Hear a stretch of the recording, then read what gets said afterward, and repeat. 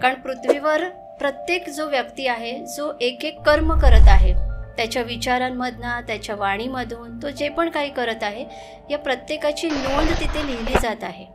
आणि त्यामुळे प्रत्येक व्यक्तीला कर्मांचा प्रवास करावा लागतो त्यांच्या आकाशिक रेकॉर्ड्सच्या बुकनुसार. एक व्यक्ती आहे की त्याचा मृत्यू झाला, त्याच्यानंतर पुढच्या जन्मात तो काय होणार आहे हे त्याच्या हातात असतं का? मृत्यूनंतर आपल्याला काही प्रवास असतो, स्पिरिट वर्ल्ड ज्याला म्हणतात, आत्म्यांचं जग. तिथे काही प्रवास असतो. आपले जे इमोशन्स असतात ते तिथे हील केले जातात. आपल्याबरोबर इनविजिबल फॉर्ममध्ये ऑलवेज एक स्पिरिट गाईड आणि एक गार्डियन एंजल हे दोन्ही उपस्थित असतात. आजही तुमच्याबरोबर ते आहेत, आजही माझ्याबरोबर आहेत, प्रत्येकाबरोबर आहेत. पण मग हे जे असतं समजा आकाशिक रेकॉर्ड्स, ओके, याच्या मागे काही सायन्स आहे का, की म्हणजे प्रॅक्टिकली आपण या गोष्टी काही प्रूव्ह करू शकतो का किंवा काय? इकडचा कुठलाही व्यक्ती जो अतिश्रीमंत व्यक्ती आहे त्यालाही कुठलं ना कुठलं तरी दुःख आहे. कारण आपण मृत्यू लोकामध्ये आहोत, कुठल्या तरी कर्मांना क्लिअर करायला आलोय. म्हणून बाळ जन्म घेतं तेव्हा ते पहिलं रडतं आणि इथून जातं तेव्हा ते शांत अवस्थेमध्ये जातं. ही जी सायकल असते समजा, जन्म घ्यायचं, कर्म करायचं, परत ते फेडायचं, हे संपते कधी? तुम्हाला तुमच्या लाईफबद्दल काय कळालं, समजा पास्ट लाईफबद्दल काहीतरी अशी एखादी इंटरेस्टिंग गोष्ट की जी तुम्ही शेअर करू शकता? ॲक्च्युली मला असं वाटलेलं की मी हे सगळं का करत आहे. आपल्या सगळ्यांना योगेश पाटीलचा नमस्कार. आपल्या सगळ्यांचं स्वागत आहे 10 पट मोठी स्वप्न पाहणाऱ्या नव्या महाराष्ट्राच्या सगळ्यात इन्स्पिरेशनल पॉडकास्टमध्ये, ज्याचं नाव आहे श्रीमंत स्टुडिओ प्रस्तुत श्रीमंत व्हा विथ योगेश पाटील. तर मंडळी, आजचा जो एपिसोड आहे आपला तो खूप जास्त स्पेशल एपिसोड आहे, कारण आजपर्यंत या टॉपिकवरती आपण कुठलाही पॉडकास्ट केलेला नाही आहे. आणि आजच्या ज्या आपल्या गेस्ट आहेत त्याही खूप जास्त स्पेशल आहेत. त्यांचं नाव आहे मास्टर पूजा, ज्यांना ऑकल्ट सायन्समध्ये जवळपास 15 वर्षांपेक्षा जास्तचा एक्सपिरियन्स आहेत आणि आजपर्यंत त्यांनी वेगवेगळ्या मॉडेलिटीजमध्ये काम केलेलं आहे. तर आता मी तुमचं जास्त टाईम वेस्ट करत नाही, आपण डायरेक्टली या पॉडकास्टला स्टार्ट करूयात.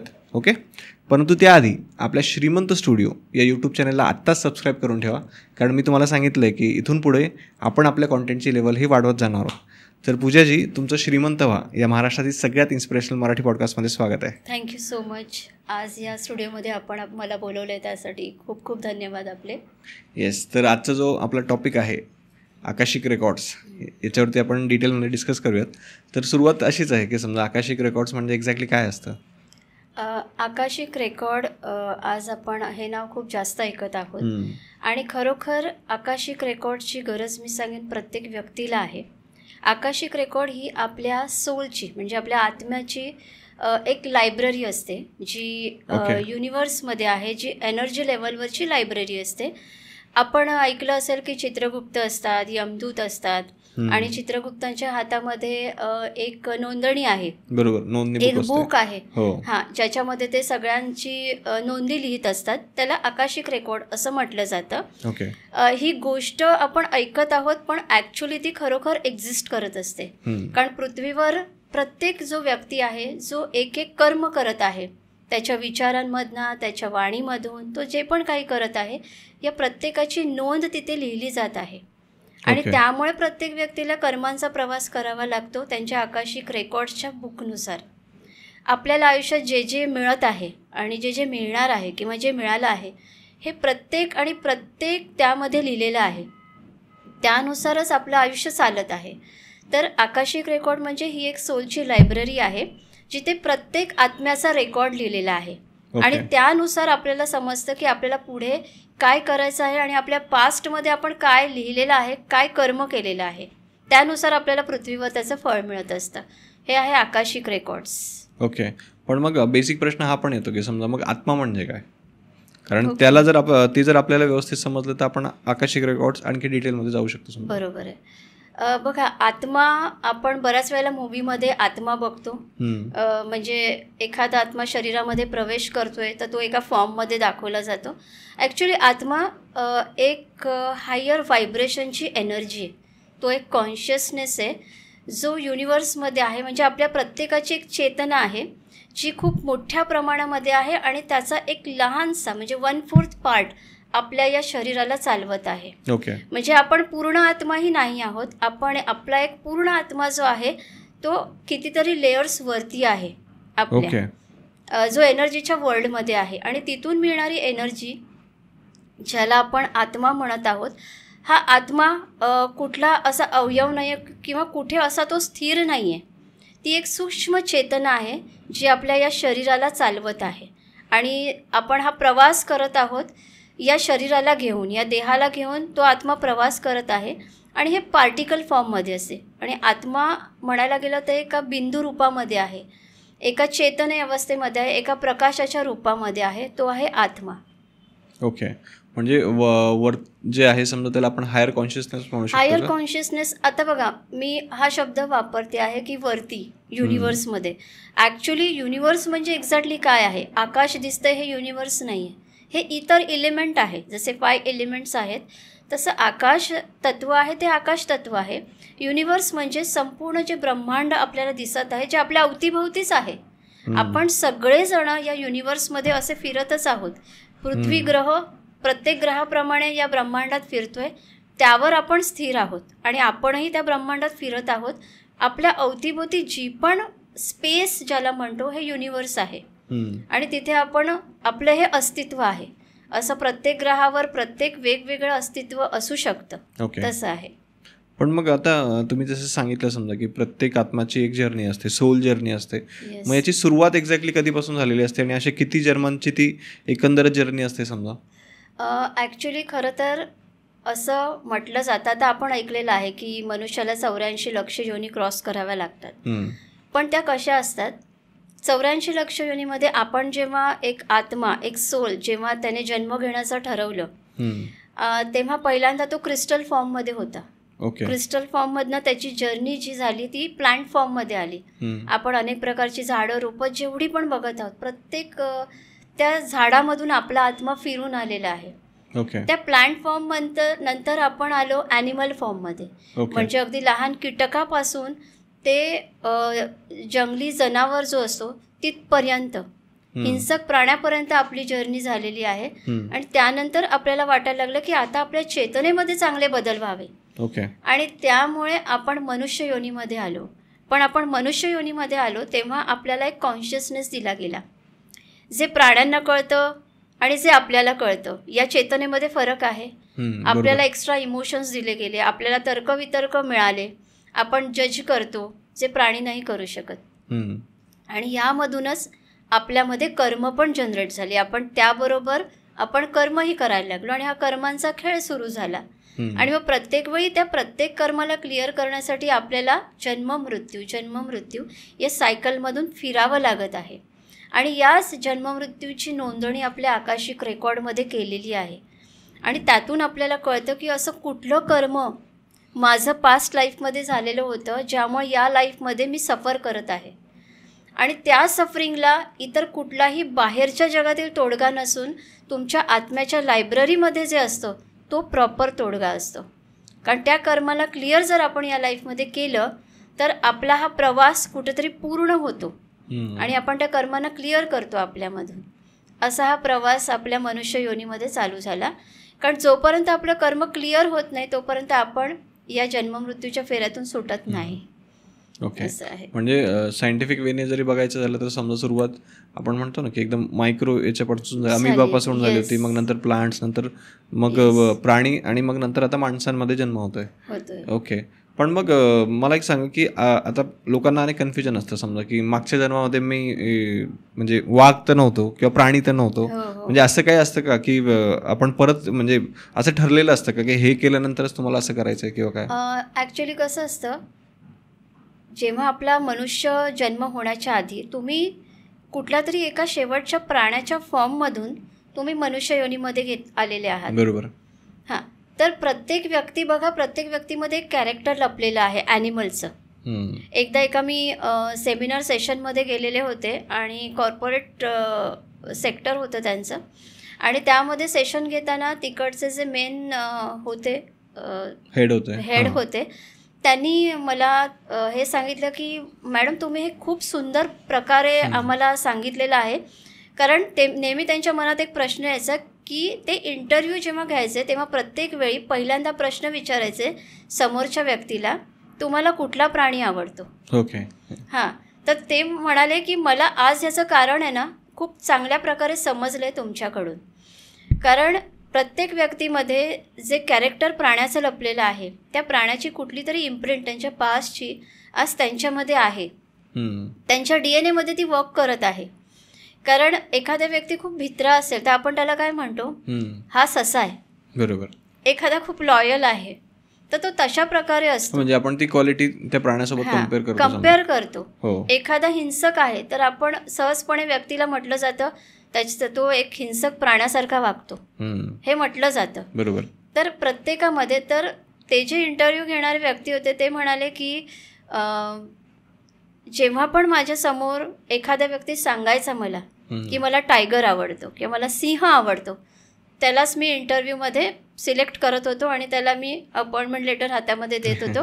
कारण त्याच्या क्वालिटीमधनं मला लगेच कळायचं की हा तसंच काम करणार, शौर्याने किंवा धाडसाने, आणि तितका लिडरशिप क्वालिटी ह्याच्यामध्ये आहे आणि हे काम करू शकेल हा, अशा प्रकारे. बरोबर आहे. म्हणजे आयुष्यात आपल्याला ज्या गोष्टी आवडतात त्यांच्या क्वालिटीज आपण कुठेतरी घेत असतो किंवा तसं वागायचा प्रयत्न कुठेतरी करत असतो समजा. आणि त्यामुळे आपल्या पास्ट लाईफमध्ये आपले जे काही आपला जो जन्म त्या प्राण्यामधनं झालेला आहे तर त्याच्या काही इम्प्रिंट्स आपल्या आतमध्ये अजूनही आहेत. आणि ऑटोमॅटिकली म्हणून काही व्यक्तींना बघा डॉग्स आवडतात, काही व्यक्तींना पक्षी आवडतात. हां, तर कुठेतरी त्यांच्यामध्ये स्वतः फिलिंग्स असतात म्हणून ते त्या इमोशनशी कनेक्ट होतात, असं असतं. ओके. पण मग असं म्हणजे आपल्या हातात असतं का, समजा एक व्यक्ती आहे की त्याचा मृत्यू झाला, त्याच्यानंतर पुढच्या जन्मात तो काय होणार आहे हे त्याच्या हातात असतं का, किंवा काय प्रोसेस असते ॲक्च्युअलमध्ये? ॲक्च्युअली कसं असतं, मृत्यू झाल्यावर कधीही लगेच जन्म नाही मिळत. लगेच जन्म त्यांनाच मिळतो ज्यांचं खूप काही इथे अर्धवट राहिलेलं आहे, खूप जास्त, किंवा त्याला एका वाईट हेतूने कोणीतरी त्याची हत्या केली आहे. तेव्हा त्याच्या पास्ट लाईफच्या काही पुण्यकर्मांमुळे त्याला परमेश्वराकडनं ती परमिशनही मिळते लगेच जन्म घेण्यासाठी. पण ॲक्च्युली असं होत नाही प्रत्येकासाठी. त्याला काही प्रवास असतो, स्पिरिट वर्ल्ड ज्याला म्हणतात, आत्म्यांचं जग, तिथे काही प्रवास असतो. आपले जे इमोशन्स असतात ते तिथे हील केले जातात आणि आपल्याबरोबर इन्व्हिजिबल फॉर्ममध्ये ऑलवेज एक स्पिरिट गाईड आणि एक गार्डियन एंजल, हे दोन्ही उपस्थित असतात. आजही तुमच्याबरोबर ते आहेत, आजही माझ्याबरोबर आहेत, प्रत्येकाबरोबर आहेत. आणि ते आपल्याला हेल्प करण्यासाठी रेडी असतात. आणि त्यांच्यावर असतात आपले हायर मास्टर्स. ओके. आपले मास्टर्स म्हणजे जे इथे असेंड होऊन गेलेत, जे अवतार ज्यांना म्हणतो आपण, साईबाबा, स्वामी समर्थ, गजानन महाराज, गौतम बुद्धा, महावीर, हे सगळे असेंड झालेत. श्रीकृष्ण, श्रीराम, हे सगळे असेंड झालेत. तर हे मास्टर्सही त्याच्यावर आहेत. तर आपले मास्टर्स, आपले गाईड्स आपल्याबरोबर असतात, आपले गार्डियन एंजल, आणि ते आपल्याला या प्रवासात खूप मदत करत असतात. कारण आपल्या जन्मानंतर, आपल्या मृत्यूनंतरही आपण जेव्हा तिथे जातो तेव्हा ते आपलं हिलिंग करतात, आपल्याला हील करतात, आपले इमोशन्स हील करतात. अनेक वर्ष आपण हील झाल्यानंतर पुढची स्टेप्स असते की आपलं सोल कॉन्ट्रॅक्ट बनवणं. तर आपण इथे जेव्हा जन्म घेतो त्याच्या आधी आपण अनेक वर्ष आपलं सोल कॉन्ट्रॅक्ट बनवतो. आणि एक बनवत नाही, मल्टिपल बनवतो. की एका कॉन्ट्रॅक्टवर जर आपण स्थिर नाही राहू शकलो, आपण सस्टेन नाही होऊ शकलो, तर आपल्याला दुसरं कॉन्ट्रॅक्ट आपण निवडू शकतो. तर थोडक्यात सांगायचं हे आहे की जन्माच्या आधी आपण आपला जन्म कसा असेल, आपले पॅरेंट्स कोण असतील, आपली भावंड, मित्रपरिवार, स्पाऊस, बिझनेस, जॉब, आपण जेही करत आहोत इथे, प्रत्येक लाईफमध्ये कोण येणार, लाईफमधनं कोण जाणार, केव्हा कधी जाणार, मृत्यू कधी होणार, आजार कुठला होणार, इच अँड एव्हरीथिंग आपण निवडलेलं असतं आणि सगळं कॉन्ट्रॅक्टमध्ये आपण लिहिलेलं असतं. या क्षणी, या वेळेला मी ही गोष्ट करणार आहे, हे आपण प्रत्येक दिवसासाठी आणि प्रत्येक वेळेसाठी निवडलेलं आहे. हे सगळं. आणि त्यामुळे अनेक वर्ष लागतात आपल्याला हे कॉन्ट्रॅक्ट बनवायला. त्यामध्ये आपले मास्टर्स आपल्याला हेल्प करतात, आपले गाईड्स हेल्प करतात. आणि कॉन्ट्रॅक्ट पूर्ण झाल्यावर जन्माची डेटही आपण निवडलेली असते. आणि जी डेट आपण निवडली आहे, जी वेळ आपण निवडली, त्या वेळेत आपण जन्म घेतो. आणि जन्म घेतल्यावर आपली कुंडली बनवली जाते, कुंडली छापली जाते, बनवलेली असते, आपण आधीच बनवलेली असते. कारण आपण जन्माची तारीख आपल्या कर्मांनी निवडलेली असते. आणि म्हणून कुंडलीतले प्लॅनेट त्या हाऊसेसमध्ये तिथे मांडले जातात. ही आपली चॉईस असते. मग आता बऱ्याच जणांचा हा प्रश्न येतो की जर ही चॉईस आपलीच आहे तर आपण मग आपल्यासाठी वाईट परिस्थिती का निवडली? बरोबर आहे. मी दुःख का निवडलं, मी श्रीमंतीच का नाही निवडली, मी गरिबी का निवडली. म्हणजे ते म्हणतो ना आपण की पैदा व्हायचं होतं मग अंबानीच्या घरात का नाही म्हणू शकतो. पण ऍक्च्युली असं कधी नसतं. आपल्याला 2 माइंड आहेत, ऍक्च्युली 4 आहेत. म्हणजे 2 फंक्शन आहेत माइंडचे, कॉन्शियस माइंड, सबकॉन्शियस माइंड. अजून 2 function, unconscious mind, super conscious mind. Conscious mind म्हणजे आपण आता एकमेकांना बघत आहोत, बोलत आहोत, जे आपण कॉन्शियसली करत आहोत, हे कॉन्शियस माइंड, ज्याने आपण तर्कवितर्क करतोय, जज करतोय, विचार करतोय. सबकॉन्शियस माइंड म्हणजे ज्यामध्ये तुमच्या पास्टच्या मेमरीज स्टोअर आहेत. तुम्ही काय केलं आहे, तुमच्यामध्ये असलेले गुण कसे आहेत, हे सगळं सबकॉन्शियसमध्ये स्टोअर आहे. तुमचे काही विचार जे अगदी आतपर्यंत गेलेत, जे तुम्ही कॉन्शियसली विसरलेला आहात, पण अनकॉन्शियस लेवलवर, सबकॉन्शियस लेवलवर ते आहेत. आणि अनकॉन्शियस म्हणजे तुमच्या पास्ट लाईफच्या सगळ्या कर्मांचा डेटा त्यामध्ये आहे. सुपर कॉन्शियस म्हणजे हे परमेश्वराशी कनेक्ट होणारं माइंड आहे. तुमच्या आध्यात्मिक प्रगतीनंतर तुम्ही त्या माइंडमध्ये कनेक्ट होता परमात्म्याशी. ओके. हे सगळे आपल्या माइंडचे फंक्शन्स आहेत. आता कॉन्शियस माइंड जे तर्कवितर्क शोधत असतं, जज करत असतं, चांगलं वाईट बघत असतं, हे माइंड आपल्या मृत्यूबरोबर आपल्या पंचतत्वांनी बनलेल्या या शरीराबरोबर तिथेच विलीन होतं. सबकॉन्शियस माइंड घेऊन आपला सोल पुढची जर्नी करतो. त्यामुळे त्यामध्ये सगळ्या मेमोरीज आहेत. आणि आपल्या स्पिरिट वर्ल्डमध्ये गेल्यानंतर जेव्हा त्याला आकाशिक रेकॉर्ड दाखवला जातो की तुला आता, त्याला जेव्हा त्याचा कॉन्ट्रॅक्ट बनवण्याची वेळ येते तेव्हा त्याला दाखवलं जातं की तुझं हे लाईफ कसं होतं पास्टचं, आणि तिथे तू काय पुण्य केलं आणि काय पाप केलं हे दाखवलं जातं. जेव्हा त्याला दिसतं की आपल्या हातून इतकं नकारात्मक कर्मही घडलं, मी कोणाबद्दल इतकं वाईट विचार केले, वाईट कर्म केलं, तेव्हा त्या आत्म्याला खूप वाईट वाटतं. कारण सबकॉन्शियस माइंड हे लहान मुलासारखं असतं, जे निरागस आहे, निर्मळ आहे आणि जे परमात्म्याशी कनेक्ट आहे. आणि तेव्हा जे तो सोल बघतो तेव्हा त्याला प्रचंड वाईट वाटतं आणि त्यामुळे तो स्वतःच्या कर्मांना हील करायला चॅलेंजेस निवडतो. ओके. पण अर्थवरती जन्म गेल्यावर जेव्हा कळायला लागतं तेव्हा ती मेमरी लॉक होते. ती मेमरी लॉक झाल्यावर त्या व्यक्तीला वाटू लागतं की माझ्या आयुष्यात हे सगळं का, पण हे निवडलेलं आहे आपण स्वतः. आणि हेच आकाशिक रेकॉर्डमध्ये समजतं, कॉन्शियसली इथे राहून असं असतं. मग प्रत्येकजण त्याच्या कर्मानुसार आज त्याचं जीवन जगत आहे. त्याने जे केलेलं आहे त्याला हील करण्यासाठी त्याला कळलेलं आहे की आपल्याला हे निवडणं भाग आहे, त्याशिवाय आपली कर्म नाही पूर्ण होणार. कारण तुम्ही जे देता त्याचं मल्टिप्लाय होऊन तुम्हाला ते फेडावं लागतं, तसं असतं. आणि त्यामुळे तो सोल ते चॉईस करतो की आपल्याला ह्यातनं बाहेर पडायचं आणि आपल्याला हे क्लिअर करायचं आहे. त्यासाठी हे चॅलेंज आपल्याला पाहिजेच. पण तरीही आपल्याला येताना परमात्म्याने फ्रीविलचं गिफ्ट दिलं आहे की फ्रीविलने व्यक्ती पुण्यही करतो आणि पापही करतो. बरोबर. आणि ज्यांना पुण्य करायचं असतं परमेश्वर त्याला गाईड पण करतो, त्याला मार्गही दाखवतो. आणि मग फ्रीविलने तो त्याच्या कॉन्ट्रॅक्टमध्येही चेंज करू शकतो की मी हे वाईट कॉन्ट्रॅक्ट स्वतःसाठी लिहिलं आहे, चॅलेंजेस घेतले आहेत, पण आता मी त्यामध्ये सस्टेन नाही होऊ शकत आहे. आणि त्यासाठी तो कॉन्ट्रॅक्ट चेंज करू शकतो याच लाईफमध्ये. ओके. तर आकाशिक रेकॉर्डमध्ये एक सेपरेट पार्ट असतो आकाशिक हिलिंग. कारण आकाशिक रेकॉर्डमध्ये तुमचं पास्ट कर्म सांगितलं, व्हॉट एव्हर जे काही होतं सांगितलं, पण त्यावर उपाय काय, त्यावर उपाय असतो आकाशिक हिलिंग. सो त्यामध्ये तुमचं कॉन्ट्रॅक्ट चेंज केलं जातं. ओके. हे सगळं असतं. आता हे सगळं तर तुम्ही सांगताय समजा, पण जी सामान्य लोक आहेत की जे हा व्हिडिओ बघतायत समजा, त्यांच्या मनात अनेक गैरसमज आहे, समज आहेत, तर ते थोडेसे मला क्लिअर करायचे आहेत. की सगळ्यात पहिलं तर म्हणजे लोकांचं असं म्हणणं असतं की मेल्यानंतर आपण स्वर्गात जातो, नरकात जातो. त्याबद्दल तुमचं काय मत आहे? बघा, स्वर्ग आणि नरक हे सगळे लेयर्स आहेत आणि हे खरं आहे. स्वर्ग आणि नरक असतं म्हणजे आपल्याला काही स्टेजेस आहेत. ओके. काही स्टेजेस असतात मृत्यूनंतर. तुम्ही इथे जे कर्म करता तशा प्रकारच्या स्टेजमध्ये म्हणजे लेवल 1 पासून 9 पर्यंत असे स्टेजेस आहेत. कारण मी जेव्हा काही डिपार्टेड सोलशी कम्युनिकेट केलेलं आहे त्याच्यामध्ये त्यांच्याकडनंही मला ही बरीच इन्फॉर्मेशन मिळालेली आहे. सो जेव्हा व्यक्ती आता एखाद्या व्यक्तीने काही खूप क्राईम केलं आहे, खूप वाईट केलेलं आहे, तर ऑब्व्हियसली त्याला त्याच्या कर्मांची पनिशमेंट मिळणारच आहे. त्यासाठी त्याला नरक म्हणजे लेवल 1 किंवा 2 किंवा 3 त्याचं कर्म किती तीव्र आहे त्यानुसार त्याला तिथे ठेवलं जातं. तुम्ही जर भगवद्गीता बघितली असेल, त्याचं फर्स्ट 2nd पेज जर उघडलं, त्यात दाखवलेलं आहे तेलामध्ये तळताना, फायरमध्ये टाकताना त्याला शिक्षा. एक्झॅक्टली हे होत असतं. आणि तिथे असे काही वेगळे क्रिएचर्स असतात, आता त्यांना मराठीमध्ये काय म्हणतात मी सांगू शकत नाही. असे क्रिएचर असतात जे त्या सोलला टॉर्चर करतात, त्रास देतात आणि संपूर्ण काळोखामध्ये त्यांना या यातना दिल्या जातात.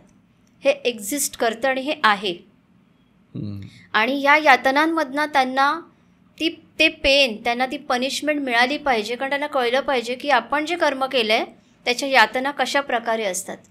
तर तिथे त्यांना भोगाव्या लागतातच, पण शिवाय त्यांना पृथ्वीवर येऊनसुद्धा त्या परिस्थितीमधनं जावं लागतं जे आधी तुम्ही कोणाला तरी दिलेलं आहे. म्हणून बघा, गांधीजींनी 3 आपल्याला वाक्य सांगितलेत, म्हणजे गांधीजींची 3 माकडं दाखवलेली आहेत. तो एक हास्याचा भाग म्हणून अनेक वेळा घेतला गेला, पण बुरा मत देखो, बुरा मत सुनो, बुरा मत कहो, हे जे सांगितलं आहे, कारण या 3ही सेन्सेसने तुम्ही कर्म अट्रॅक्ट करता आणि जनरेट काही करता, असं असतं. त्यामुळे कर्मांचं गणित हे या नरक आणि स्वर्ग यासाठी खूप महत्त्वाचं आहे. म्हणजे तुमचं असं म्हणणं आहे की ते आहेच, स्वर्ग एक्झिस्ट करतं, 100% एक्झिस्ट करतं. आणि ज्याला आपण स्वर्ग म्हणतो ते इतकं सुंदर आहे, कारण काही सोलशी जेव्हा मी कम्युनिकेट केलेलं आहे त्यांच्याकडनं मला ते त्या जगाबद्दलची माहिती मिळालेली आहे की ते इतकं सुंदर आहे. आणि तुम्ही पृथ्वीवर जर खूप सुंदर काम केलं, तुम्ही खूप इतरांना मदत केली किंवा जे पण तुम्ही करत आहात चांगलं कर्म, त्याचं फळ तुम्हाला तिथेही मिळतं. आणि शिवाय तुमच्या चांगल्या जन्माची इथेही सुरुवात होऊ शकते पृथ्वीवरती. ओके, पण मग एक समजा व्यक्ती मेल्यानंतर दुसरा जन्म घ्यायसाठी साधारणतः किती वर्ष किंवा काय लागतो? हे डिपेंड आहे, कारण तिथे आपल्याला दुसरा जन्म घेण्यासाठी कधी फोर्स केला जात नाही. आपली पूर्ण तयारी झाली की आपण परत जन्म घेतो, असं असतं. तर काहींना वाटतं की ओके, मी 1-2 वर्षात माझा प्लॅन बनवून रेडी आहे आणि फार काही मोठा प्लॅन मला बनवायचा नाही आहे. काही वेळेला असंही असतं की सोल स्वतःसाठी इतके चॅलेंजेस कारण निवडतोस आणि त्याची जर काही कर्म कमी असतील पण तरीही त्याची इच्छा नसते. कारण बघा, व्यक्ती जन्माला आल्यानंतर बाळ रडलं नाही तर त्याला रडवलं जातं, बरोबर. आणि मृत्यूनंतर तो शांत जातो. कारण आपण इथे जगत आहोत, आपण मृत्यू लोकामध्ये आहोत, पण आपल्याला वाटतं हे सुख आहे, पण हे मृत्यू लोक आहे. म्हणून इथे जगी सर्व सुखी असा कोण आहे, तर त्यामुळे आहे. इकडचा कुठलाही व्यक्ती जो अतिश्रीमंत व्यक्ती आहे त्यालाही कुठलं ना कुठलं तरी दुःख आहे, कारण आपण मृत्यू लोकामध्ये आहोत, कुठल्या तरी कर्मांना क्लिअर करायला आलो आहे. म्हणून बाळ जन्म घेतं तेव्हा ते पहिलं रडतं आणि इथून जातं तेव्हा ते शांत अवस्थेमध्ये जातं. कारण इथून पुढे आपली जर्नी सुखाची असते जर आपण इथे खूप चांगली कर्म करून गेलो. असं असतं. ओके, पण मग ज्यावेळेस समजा आता जे लोक वाईट कर्म करतात, बरोबर, त्यांना समजा नरकात टाकलं जातं किंवा त्यांना त्रास दिला जातो, पण मग त्याच्यानंतर ते चांगलं काम करतात. मग आजही आपण बघतो की बरेच लोक तर निगेटिव्ह कामच करतात समजा. हो, ॲक्च्युली कसं असतं, इथे आल्यावर जसं मी म्हटलं की मेमरी लॉक केली जाते. ते ठरवून येतात की मी पास्टमध्ये खूप काही वाईट केलेलं होतं आणि आता या जन्मामध्ये मी चांगलं कर्म करीन, पण कुठेतरी त्यांची मेमरी इथे आल्यावर लॉक झाली आहे. बरोबर. आता ते विसरलेत की आज आपण कशासाठी इथे आलेलो आहोत आणि त्यांच्या पास्ट लाईफच्या इम्प्रिंट ज्या त्यांच्या अनकॉन्शियस माइंडमध्ये स्टोअर आहेत ती इन्फॉर्मेशन तुमच्या सबकॉन्शियसपर्यंत जाते, सबकॉन्शियसमधनं कॉन्शियस माइंडकडे जाते, कॉन्शियस माइंडकडनं तो डेटा तुमच्या ब्लड सेल्सपर्यंत आणि DNA पर्यंत पुरवला जातो आणि त्या ॲक्शन्समधनं बाहेर येतं.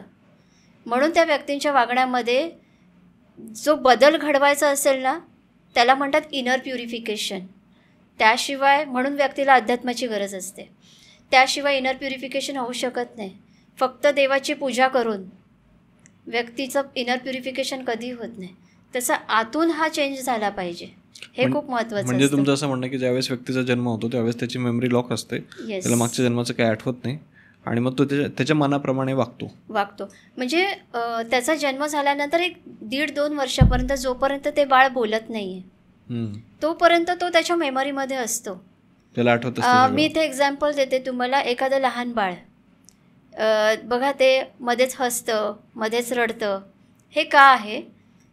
जर एखादं बाळ चांगल्या म्हणजे असं म्हणतं की स्वर्गातून तो आत्मा आलेला असेल तर ते झोपेमध्येही हसताना दिसतं, कारण त्याच्या त्या मेमरीज तो बघत असतो, स्वर्गातील सुंदर मेमरीज तो बघत असतो आणि त्यामुळे त्याच्या चेहऱ्यावर ते हसू येत असतं. आणि जेव्हा तो रडत असतो तेव्हा तो त्या नरक यातनेतून आलेला असतो आणि त्या मेमरीज त्याला दिसत असतात आणि त्यामुळे ते बघून तो रडतो, घाबरतो, झोपेत फार दचकतं, असं असतं. म्हणून असं जर कुठल्या बाळांच्या बाबतीत होत असेल तर त्यांना खूप लहानपणापासून त्यांचं इनर प्युरिफिकेशन होण्यासाठी पॅरेंट्सने थोड्याशा अशा प्रकारच्या स्पिरिच्युअल प्रॅक्टिसेसमधनं त्यांना नेलं पाहिजे. म्हणजे नुसतं देवळात जाणं वगैरे नाही, तर त्यांना मेडिटेशन करून घेणं, रोजच्या चांगल्या सवयी, बालसंस्कार जे आपण म्हणतो, गर्भसंस्कार नाही, हे जन्म झाल्यानंतरचं मी सांगते, हे केलं पाहिजे. असं आहे. त्यामुळे त्या प्रत्येक आत्म्याचं इनर प्युरिफिकेशन खूप चांगलं होऊ शकतं. म्हणजे तुमचं असं म्हणणं आहे की आपण स्वतःच्या मनावरती जर काम केलं कदाचित आपल्याला तो योग्य मार्ग सापडू शकतो की या जन्मात आपल्याला काय करायचं आहे आणि काय नाही. नक्की असं होऊ शकतं. आता मला थोडंसं लोकांबद्दल विचारायचं की समजा व्यक्ती जन्माला झाल्यानंतर त्याचे अनेक लोकांसोबत अनेक रिलेशन्स तयार होतात, बरोबर. आता काही लोक त्याच्यासोबत चांगले वागतात, काही लोक विनाकारण त्याला त्रास देतात. अचानक कधी कधी असं होतं की आयुष्यात एखादा व्यक्ती येतो, तो विनाकारण आपल्याला त्रास देतो आणि निघून जातो. मग या सगळ्या गोष्टींच्या मागे काय लॉजिक असतं? चांगला प्रश्न आहे. ॲक्च्युली आपल्या आयुष्यामध्ये कोण येणार आणि कोण जाणार हे आपणच ठरवलेलं आहे. जर आज आपल्या लाईफमध्ये कुठला व्यक्ती आला आहे आणि त्याचा आपल्याला खूप पॉझिटिव्हिटी वाटते त्या व्यक्तीमुळे, किंवा अनकंडिशनली तो आपल्यासाठी काहीतरी करत आहे, किंवा त्याच्या येण्यानेही आपल्याला उभारी येते आहे, तर समजायचं की तो आपला पास्ट लाईफचा एक चांगला कार्मिक सोल आहे.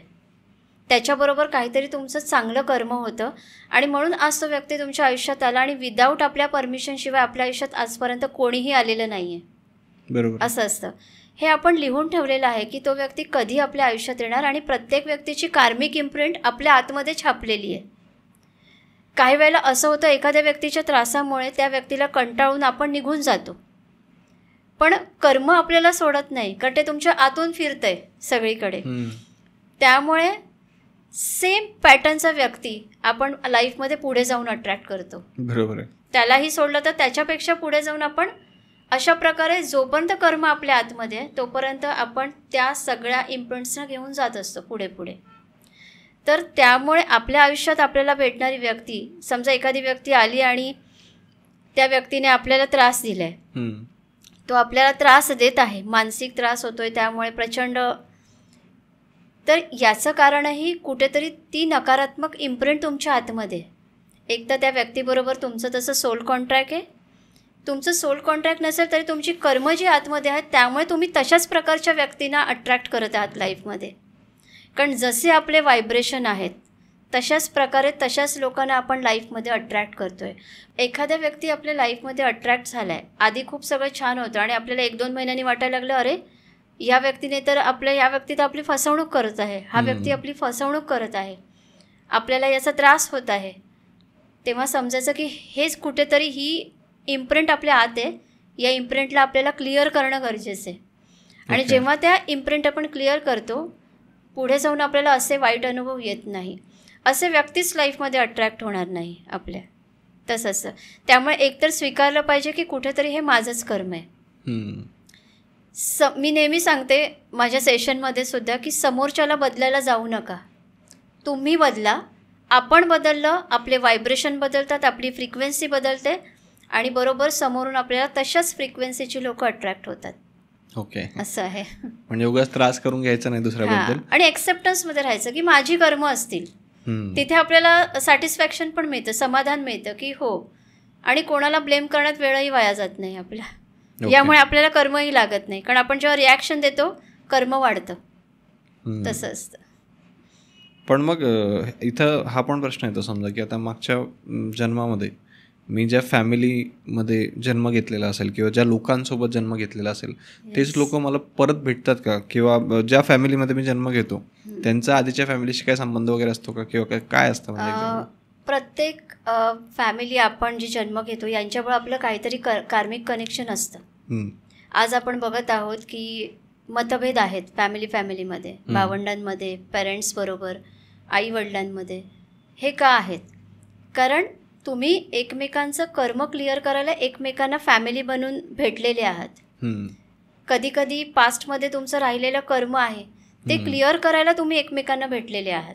ओके, असं असतं. त्यामुळे सगळ्यात जास्त कर्म आपली कनेक्ट असतात ती आपल्या फॅमिली बरोबर, कारण आपला DNA सेम असतो.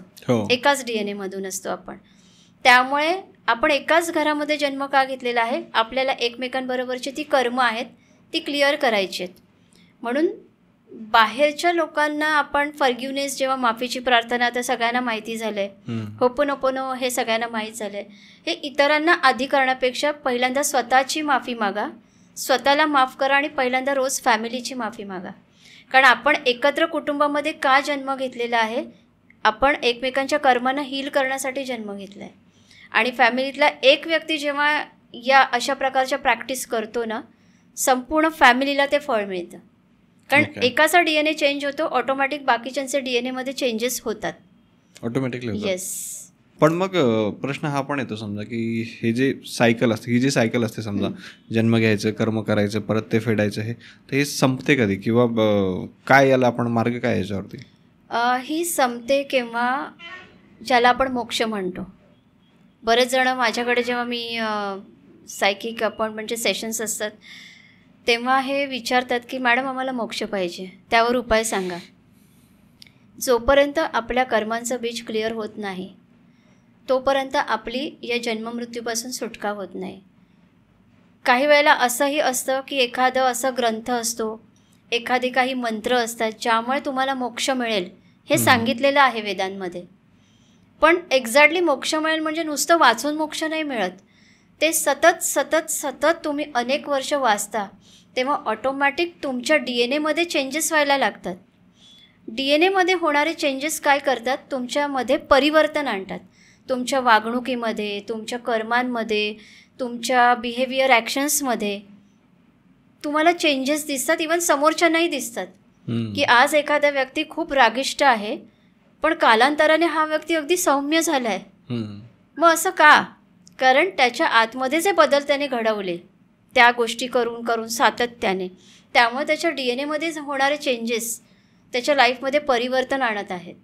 पण आज आपलं इन्स्टंट आहे सगळं. बरोबर. आपल्याला वर्षानुवर्ष एखादे मंत्र जप तप करायला वेळ नाही आहे. त्यामुळे आकाशिक रेकॉर्ड्समध्ये डायरेक्ट इन्स्टंट तुमचा रेकॉर्ड येतो की तुम्ही काय कुठल्या कर्मावर काम करा म्हणजे तुम्हाला त्याचं फळ मिळेल.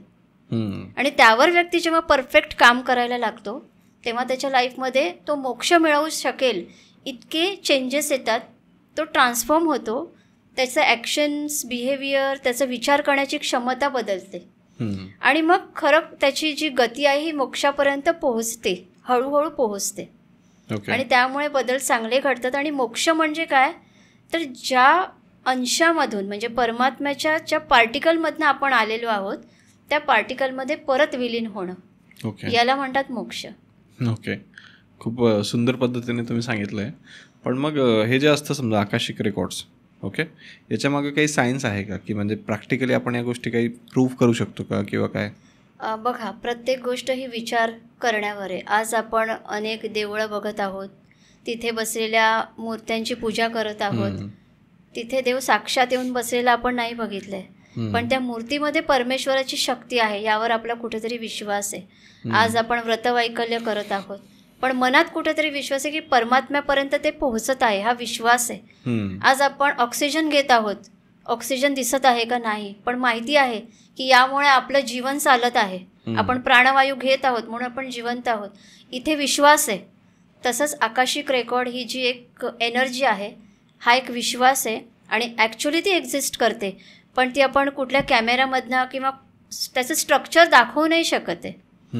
तसं आहे, तो एक विश्वास आहे की अशी एनर्जी लेवलवरची एक जग आहे जे एक्झिस्ट करतं आणि तिथून आपल्याला एनर्जी लेवलवर हे डिकोड केलं जातं आणि हे खरोखर त्या प्रकारे आपलं जीवन बदलू शकतं. ओके. पण मग आता बाकीच्या पण ऑकल्ट सायन्सच्या ब्रांचेस आहेत, समजा मोडॅलिटीज आहे वेगवेगळ्या, जसं की ॲस्ट्रोलॉजी आहे, वास्तू आहे, न्यूमरोलॉजी आहे. मग त्याच्यापेक्षा आकाशिक रेकॉर्ड्स कशा पद्धतीने वेगळे आहे? आकाशिक रेकॉर्ड जसं मी म्हटलं की हा सोलचा मेन प्रमुख टूल ज्याला आपण म्हणतो, मेन एक हत्यार जे आकाशिक आहे, जिथून तुमच्या आत्म्याची सुरुवातच तिथून आहे. तिथे तुमची नोंदणी आहे, सगळी तुमची लायब्ररी आहे, ती तुमचा स्वतःची एक पर्सनल लायब्ररी आहे जिथे तुमचा पूर्ण प्रवास लिहिलेला आहे. ॲस्ट्रोलॉजी ही तुम्हीच चॉईस केलेले तुमचे जे कॉन्ट्रॅक्ट आहे, जे तुम्ही लिहून ठेवले, त्यावर छापलेलं एक बुक ज्याला आपण पत्रिका म्हणतो ते आहे. तर ॲस्ट्रोलॉजीमध्ये ग्रह तारे जे आपण बघत आहोत, 9 प्लॅनेट आज आपल्यावर जो परिणाम करत आहे ते कशामुळे? आज शनीच्या 7:30मध्ये लोक घाबरतात, महादशेमध्ये लोक घाबरतात. 7:30 आल्यावर माझ्या अपॉइंटमेंट्स पटापट बुक होतात, कारण लोकांना वाटतं 7:30 शनीचं ट्रान्झिट आलं. आता जे 29 मार्चला पण ट्रान्झिट झालं, लोक घाबरतात की आम्हाला काही प्रॉब्लेम नाही ना होणार. शनी तुमचं प्रोफेशन आहे ॲक्च्युली. शनीचा प्रॉब्लेम 7:30 तुम्हाला प्रोफेशनमध्ये, करिअरमध्ये प्रॉब्लेम देतात. शनी तुम्हाला ब्लॉकेजेस देतो. का? कारण शनी हा न्यायाचा कारक आहे, तो न्यायाधीश आहे. तुमच्या कर्मानुसार तो तुम्हाला त्याच्या 7:30मध्ये प्रॉब्लेम देणार, त्याच्या महादशेमध्ये प्रॉब्लेम देणार. जर तुम्हाला प्रॉब्लेम झाला तर समजायचं हे आपलं पास्ट लाईफचं जे कर्म आहे त्याचं फळ आपल्याला मिळत आहे. तर शेवटी गणित कुठे थांबलं? कर्मांवर. तर ग्रह तारेसुद्धा तुम्हाला तुमच्या कर्मांचंच फळ देत असतात, जे आपण ॲस्ट्रोलॉजीमध्ये बघतो. म्हणजे आपण असं म्हणू शकतो की जे ॲस्ट्रोलॉजी आहे, न्यूमरोलॉजी आहे, ते आपल्या एका जन्माशी रिलेटेड आहे, आणि जे आकाशिक रेकॉर्ड्स आहेत ते आपल्या प्रत्येक जन्माशी रिलेटेड आहे, आपल्या प्रत्येक कारण आकाशिक रेकॉर्डमध्ये तुमचा एक जन्म नाही कळत. एका जन्मामध्ये जे काही घडलं त्याचं रिझन अजून कुठल्या पास्ट लाईफमध्ये होतं, त्याआधी तुम्ही असं काय केलं होतं हेही कळतं आपल्याला. त्यामुळे आकाशिक रेकॉर्डमध्ये हा फरक आहे. ॲस्ट्रोलॉजी ही खूप सुंदर मोडॅलिटी आहे, कारण मी स्वतः ॲस्ट्रोलॉजी शिकवते, त्यामुळे मला माहिती आहे की ग्रहतारे खूप छान काम करू शकतात जर आपण त्यांच्या परीने काम केलं. शनीच्या 7:30मध्ये आपल्याला सांगितलं जातं की जाऊन तेल घाला शनीच्या मंदिरात, बरोबर, किंवा हनुमान मंदिरामध्ये जाऊन. याच्या मागचं सायन्स काय? अध्यात्माला मी नेहमी सायन्सच्या दृष्टिकोनातनं बरेच वेळेला जोडलेलं आहे, कारण कुठलाही भ्रामक कल्पना इतरांच्या मनात येऊ नये, अंधश्रद्धा कोणाला वाटू नये. कारण अध्यात्म आणि सायन्स हे अगदी एकमेकांशी कनेक्ट आहेत. पण पहिलं अध्यात्म आहे, नंतर सायन्स आहे. ऊर्जा पहिली आली, मग सायन्सची निर्मिती झाली. विज्ञान नंतर निर्माण झालं, कारण ऋषीमुनी हेच त्यांचं जो पुनर्जन्म आहे तो सायंटिस्ट आहेत, ते हा रिसर्च आहे. म्हणून आज त्यांचं सबकॉन्शियस माइंड इतकं स्ट्रॉंग आहे की ते विविध प्रकारच्या टेक्नॉलॉजी शोधू शकले. ऑक्सिजन, कार्बन डायऑक्साईड हे शोधू शकले, त्याचा शोध लागला. कारण ऋषीमुनी ज्यांनी त्यांच्या सबकॉन्शियस माइंडला इतकं स्ट्रॉंग केलेलं की ब्रह्मांडाचा डेटा ते ॲक्सेस करू शकत होते. आणि आज त्यांच्या सबकॉन्शियस मेमरीमध्ये जे स्टोअर आहे नॉलेज, ते सायंटिस्ट म्हणून जन्म घेऊन त्यांनी जगासमोर आणलं. म्हणून पहिलं अध्यात्म आहे आणि नंतर विज्ञान आलंय. पण तरीही ते एकमेकांशी कनेक्ट आहेत, कारण विज्ञानाला निर्माण करणारे आधी कोणीतरी परमात्म्याशी कनेक्ट असलेले एनर्जी लेवलवरचे सोल होते, ज्यांना आपण ऋषीमुनी म्हणत आहोत. पण मग मला एक सांगा की याची प्रोसेस काय असते? समजा की एखादा व्यक्ती तुमच्याकडे येतो, मग त्याच्यानंतर नेक्स्ट स्टेप्स काय असतात? ॲक्च्युली आकाशिक रेकॉर्डमध्ये अगदी आम्ही झूमवर कनेक्ट करते मी समोर, आणि समोर कनेक्ट झाल्यामुळे मला व्यक्तींचा ऑरा रीड करता येतो. ऑरामुळे त्यांचा माइंडचा डेटा ॲक्सेस करता येतो, त्यांच्या पास्ट लाईफचा डेटा ॲक्सेस करता येतो. त्यांच्या नावावरून त्यांच्या बर्थडेटची गरज लागत नाही, कारण बरेच जण असे असतात ज्यांना वेळ माहिती नाही आहे, डेट पण माहिती नाही, जन्मतारीख माहीत नाही आहे. तर याची गरजही लागत नाही आकाशिक रेकॉर्डमध्ये. आकाशिक रेकॉर्ड हे डायरेक्टली त्यांच्या नावावरून, बर्थ नेमवरनं ॲक्सेस केलं जातं, कारण तुमच्या नावामध्येच तुमची संपूर्ण एनर्जी आहे. म्हणून आपण तेच नाव घेऊन का जन्म घेतलं? कारण त्या नावामध्ये तुमची एनर्जी असं असतं. त्यामुळे अशा प्रकारे त्यांच्या नावावरून त्यांचा ॲक्सेस घेतला जातो आणि त्यांना सांगितलं जातं की काय रूट कॉज आहे, आणि त्यावर त्यांना सोल्युशन सांगितले जातात. आणि आजपर्यंत किती लोकांचे पास्ट लाईफ वगैरे तुम्ही बघितलं आहे किंवा काय? अनेक लोकांचे, मी सांगू शकत नाही, मी काउंट करू शकत नाही, पण आज मी हजारो लोकांचे पास्ट लाईफ बघितले आहेत, त्यांना सोल्युशन दिलेले आहे. आज अनेक माझी सोल फॅमिली, मी माझे जे क्लायंट आहेत त्यांना मी कधी क्लायंट म्हणत नाही, माझी सोल फॅमिली म्हणते. आणि मी ऑलवेज त्यांना माझ्याशी कनेक्ट ठेवते आणि हक्काने त्यांच्याशी बोलते, त्यांना गाईड करते, कधी चुकलं तरी सांगते, कारण ती माझी सोल फॅमिली आहे. तर आज अनेक लोक आहेत, बरेच माझे सेशन्स असतात, फ्री असतात, पेड असतात, अशा प्रकारचे सेशन वेगवेगळे. इवन आकाशिक रेकॉर्ड आज अनेकांना वाटतं की आम्हाला शिकायचं आहे, तुम्ही शिकवू शकता का? तर आकाशिक रेकॉर्ड शिकवलंही जातं आणि खरोखर अगदी कोणी शिकू शकतं का, की काही लॉजिक पाहिजे किंवा एज्युकेशन पाहिजे असं काही नाही? असं काही नसतं. ज्याला अध्यात्माचं कुठलंही ज्ञान नाही आहे तो व्यक्तीसुद्धा आकाशिक रेकॉर्ड, कारण मुळापासून मी ती जर्नी त्यांची सुरू करते आकाशिक रेकॉर्डमध्ये आणि 3 महिन्याची जर्नी असते. ओके. आणि तुम्ही स्वतःची पास्ट लाईफ पाहिले का? खूप पास्ट लाईफ बघितलेत मी स्वतःची. आणि एक असतं की पास्ट लाईफ बघितल्याने काय होतं, तुमच्या आतमधल्या कार्मिक इम्प्रिंट्स हील होतात.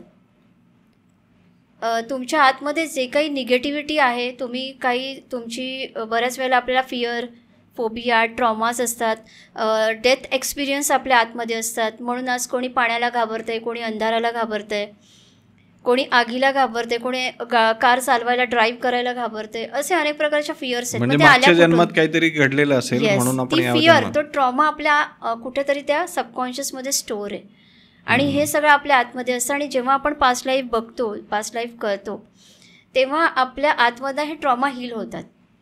ओके. त्यामध्ये काही प्रेयर्स असतात ज्या त्यांना दिल्या जातात आणि त्या रोजच्या जीवनात केल्यामुळे त्यांच्या लाईफमध्ये चांगले ट्रान्सफॉर्मेशन्स होतात आणि 100% होतात. ओके. पण मग तुम्ही सांगितलं समजा की आपण पास्ट लाईफ पाहून ते जे हील करू शकतो बेसिकली, पण मग मला हे म्हणायचं आहे की माणसाच्या सध्याच्या आयुष्यात आधीच एवढा ताण आहे, मागचं आयुष्य जर त्याने पाहिलं, मागच्या आयुष्यात जर काही वाईट केलेलं असलं तर अजून ताण, म्हणजे त्याचं ताणामुळे आणखी उलट कंडिशन खराब नाही होऊ शकत? नाही होत, कारण व्यक्ती शोधत असतो की कशामुळे माझ्या लाईफमध्ये हे होत आहे, याचं कारण काय आहे. आणि म्हणून मी त्यांना सांगताना सांगते की तुम्हाला जर तुमचं पास्ट लाईफ काही दिसलं तर तुम्ही ॲक्सेप्ट करा त्याला. ॲक्सेप्टन्स खूप इम्पॉर्टंट असतो आणि जेव्हा तुम्ही ॲक्सेप्ट करता ना, तिथे अर्धे तुम्ही हील होता. पण बऱ्याच वेळेला आपल्याला माहीत नसतं ना आपण काय केलं, आणि जर ते तुम्हाला कळत आहे आणि त्यावर तुम्ही प्रॉपर काम केलं, तुमच्या बिहेवियरमध्ये खूप, वागणुकीतच तुमच्या खूप चेंजेस होतात. आणि जेव्हा असं वाटतं ना की हो, हे माझंच कर्म होतं म्हणून आज मला समोरून अशा प्रकारे टॉर्चर मी होत आहे, तिथे आपल्याला त्याचा त्रास होत नाही. मग हे चेंजेस होतात अनेकांच्या जीवनामध्ये आणि त्यांचं लाईफ चेंज होतं. आज माझ्याकडे अनेक फीडबॅक आहेत की खरंच आमचं लाईफ ट्रान्सफॉर्म झालं आहे. इवन आकाशिक रेकॉर्डचे जे मी सेशन्स घेते, वर्कशॉप शिकवते, त्या 3 महिन्यामध्ये सुद्धा खूप चेंजेस होतात लाईफमध्ये, खूप चेंजेस होतात. हो. पण जर समजा मला याचा जर प्रॅक्टिकली जर उपयोग करायचा असेल, समजा आज अनेक लोकांचे बेसिक प्रश्न असतात, त्यांना पैसा हवा असतो, त्यांना त्यांची हेल्थ चांगली करायची असते, रिलेशनशिप चांगले करायचे असतील, तर मग याच्यासाठी आपण आकाशिक रेकॉर्डचा कशा पद्धतीने हेल्प घेऊ शकतो? नक्कीच घेऊ शकतो. आज जर विचारलं व्यक्तीला जनरली की व्यक्तीच्या जीवनामध्ये कुठले त्रास असतात, तर हेल्थ, वेल्थ आणि रिलेशनशिप, याच्या पलीकडे काहीच नाही. बरोबर. आणि या 3ही ज्या गोष्टी आहेत, हेल्थ, वेल्थ आणि रिलेशनशिप, आकाशिकमध्ये असं तुम्हाला परफेक्ट आन्सर मिळतं की का आज माझ्याकडे पुरेसा पैसा नाही आहे, असं मी काय केलं होतं. बऱ्याच वेळेला माझा जर अनुभव सांगायला गेले तर मी बघितलं आहे काही जणांमध्ये पास्ट लाईफचा पॉवर्टी कॉन्शियसनेस असतो. आता पॉवर्टी कॉन्शियसनेस म्हणजे पास्ट लाईफची अशी मेमरी असते त्यांच्या आतमध्ये जिथे त्यांनी खूप गरिबी बघितली आहे पास्टमध्ये आणि त्या गरिबीला त्यांनी सहन केलं आहे. आणि या लाईफमध्ये त्यांच्या आतमध्ये त्यांनी कॉन्ट्रॅक्ट जरी बनवलं असेल तरी त्यांच्या DNA जी इम्प्रिंट आहे, सबकॉन्शियसमध्ये जी मेमरी आहे, ती कुठेतरी बाहेर येते आणि त्यांना ते आतमधनं फील होत असतं. आणि तुमच्या जे आत आहे, बघा गौतम बुद्धांनी हे सांगितलेलं आहे, जे तुमच्या आत आहे तेच बाहेरच्या जगात तुम्हाला दिसेल, त्याच्यापेक्षा जास्त काही दिसणार नाही. आज आपल्या आतमध्ये जो पॉवर्टी कॉन्शियसनेस आहे, जी गरिबी आपण पास्टमध्ये पाहिली होती, ती सबकॉन्शियसमध्ये कुठेतरी आहे. म्हणून आज तुम्ही ती अनुभवत आहात आणि मग यातून तुम्हाला बाहेर पडायचं असेल तर तुम्हाला नक्की तुमच्या आतमधून बदल करावे लागतील, असं आहे. त्यामुळे हे चेंजेस करणं खूप इम्पॉर्टंट असतं. म्हणजे तुमचं असं म्हणणं आहे की प्रत्येक व्यक्ती जो घाबरतोय, समजा पैशांच्या रिलेटेड असेल, समजा लोकांना पैसे खर्च करू वाटत नाही किंवा घाबरतात पैशांच्या बाबतीत, किंवा काही लोक रिलेशनशिपच्या बाबतीत घाबरतात, तर पास्ट लाईफचा कर्म आपल्याला ते क्लिअर करावं लागेल आणि स्वतःला हील करावं लागेल कारण हील हा शब्द खूप इम्पॉर्टंट आहे. हील म्हणजे पूर्णपणे त्या गोष्टीला बरं करा. हील म्हणजे बरं करणं. तर परमात्म्याने 2 ऑप्शन दिलेले आहेत, स्ट्रॉंग टूल्स ज्याला म्हणतो आपण. हील करा नाही तर डील करा. हील करणं म्हणजे एकतर सगळं जे आहे आतमध्ये निगेटिव्ह भरलेलं आहे तुम्ही अनेक जन्मांचं ते क्लिअर करा, नाहीतर डील करा, भोगत राहा, ॲक्सेप्ट करा आणि भोगत राहा. हील करायचं असेल तर तुम्हाला आध्यात्मिक मार्ग दिलेला आहे. बऱ्याच वेळेला असं होतं, लोकांना वाटतं की अध्यात्म म्हणजे काय आहे, उपवास करणं, देवळात जाणं, दिवसभर देवदेव करणं, जप करत राहणं, तप हे आध्यात्मिकता आहे. ही आध्यात्मिकता आहे, पण तुमचं इनर प्युरिफिकेशन खूप इम्पॉर्टंट आहे. तिथे खरोखर तुम्हाला परमात्मा भेटतो. परमात्म्याला भेटायला जाण्यासाठी तुम्हाला तीर्थस्थळाला जाण्याची गरज नाही आहे. तुम्ही आतमध्ये जर सगळं प्युरिफाय केलं, कारण आपण बनलेलोच त्या परमात्म्याच्या अंशापासून आहे. बरोबर. त्याचा पूर्ण अंश आपल्या आतमध्ये, त्याचे पार्टिकल आपल्या DNA मध्ये आहेत आणि म्हणून त्याची चेतना आपल्या आतमध्ये भरभरून आहे. आणि मग जेव्हा आपण आतना क्लीन करतो स्वतःला, तेव्हा ती पवित्र ऊर्जा आपल्या आतमधनं वर यायला सुरू होते, ज्याला आपण म्हणतो ना कुंडलिनी शक्ती. ही कुंडलिनी शक्ती सहज कोणाची नाही जागृत होऊ शकत. काही लोक जबरदस्तीने जागृत करतात आणि त्याचा त्यांना साईड इफेक्ट येतो. पण प्रॉपर जेव्हा तुम्ही आध्यात्मिकतेच्या या प्रवासामध्ये येता, तुम्ही त्या साधना करता, तुम्हाला हील करता, तुम्ही मेडिटेशन्स करता, तुम्ही अनेक प्रकारच्या या प्रॅक्टिसेस करता जिथे तुमचा आत्मा हील होतो. त्यामुळे तुमची बॉडी हील होते, तुमचं ऑरा चक्रा सिस्टीम हील होतं आणि तेव्हा त्या कुंडलिनीला जागा मिळते तुमच्यामधनं वर येण्यासाठी. कारण तिला जागा तरी पाहिजे. ऑलरेडी आपली गार्बेज जी आहे ती इतकी भरलेली आहे नकारात्मक कर्मांनी, ती वर कुठून येणार. आणि असं ह्या प्रवास करता करता ती प्रत्येक चक्रामधनं वर येते, ती स्पाईनमधनं वर यायला स्टार्ट होते. तर अशा प्रकारे हा प्रवास आहे आपला आणि तो अशाच प्रकारे आपण केला पाहिजे. ओके. आता थोडासा इंटरेस्टिंग प्रश्न विचारतो की तुम्हाला तुमच्या लाईफबद्दल काय कळालं, समजा पास्ट लाईफबद्दल काहीतरी अशी एखादी इंटरेस्टिंग गोष्ट की जी तुम्ही शेअर करू शकता? ॲक्च्युली मला असं वाटलेलं की मी हे सगळं का करत आहे, म्हणजे कधी मी ठरवलेलं नव्हतं, म्हणजे हे प्रोफेशन म्हणून मी कधी सिलेक्टही केलं नव्हतं किंवा मला असं कधी मनातही आलं नव्हतं. पण मला असं आतून ऑलवेज येत होतं की असं काहीतरी करायचं मला जे वेगळं आहे. अध्यात्म आमच्या घरामध्ये, म्हणजे माझी आई आहे ही खूपच आध्यात्मिक असल्यामुळे लहानपणापासून ते अध्यात्म बघितले. पण तेव्हा हे ऑरा वगैरे या सगळ्या गोष्टी इतक्या पुरेपूर आपल्याला माहीत नव्हत्या. इव्हन कोणालाच तेव्हा एवढ्या याचा परिचय नव्हता. परमात्मा आणि परमेश्वराची पूजा, देऊळ, जप तप हेच तेव्हा माहीत होतं. बरोबर. तर पण हे लहानपणापासून सतत बघून परमेश्वर आहे ही भावना आतमध्ये खूप निर्माण झालेली होती. तर तो असा एक प्रवास होताच. आणि त्यानंतर आतमध्ये सतत वाटायचं काहीतरी आपल्याला करायचं आहे, वेगळं आहे, पण काय ते माहिती नाही.